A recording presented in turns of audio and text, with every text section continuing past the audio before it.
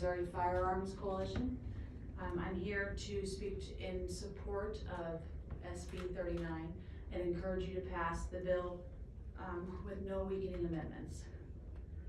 This legislation is based on the anti-commandeering doctrine, which basically says the federal government cannot simply commandeer the state's legislative process or force its agenda on the states.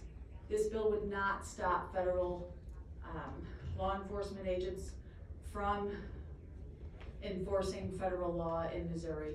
It just simply states that our local law enforcement agents are only to enforce state laws regarding firearms, ammunition, and accessories.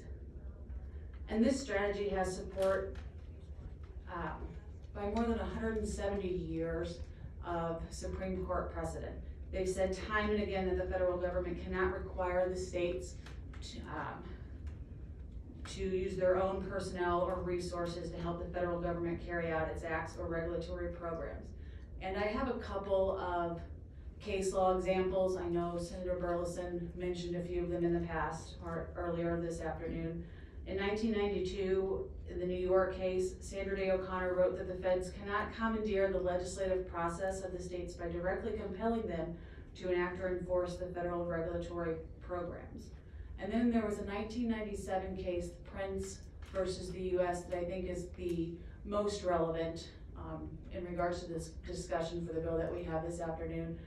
The Supreme Court agreed with Sheriff Prince and Sheriff Mack that the federal government couldn't force them to enforce the Brady Gun Control Act. The Supreme Court held that the federal government may neither issue directives requiring the state to address particular problems, nor command the state's officers to administer or enforce federal regulatory programs. And then there was a 2012, the Obamacare case, where the Supreme Court stated or cited the anti-commandeering doctrine again when they decided that we didn't have to comply with the mandate of expanding Medicare. There are more examples and I could go on, but this goes to show that there is precedent for this in the Supreme Court. This bill would be able to stand up to the courts, and Missouri has an absolute right to refuse the federal gun control laws. The next 4 years are going to be really hard for gun owners in Missouri and all over the country.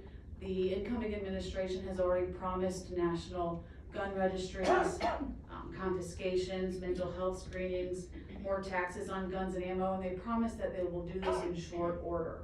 There is something we can do. We don't have to be here defenseless. We do have the ability to pass this bill, the Second Amendment Preservation Act. And not only is this approach legal under modern Supreme Court jurisprudence, but it's constitutional according to our founders. It's good strategy, and the people want it done as soon as possible. So on behalf of our members of the Missouri Firearms Coalition, I urge you, please support this bill. Vote do pass with no weakening amendments. Thank you. Fantastic. Thank you for your testimony. Questions for the witness? None. Don't forget to fill out a witness form. All right.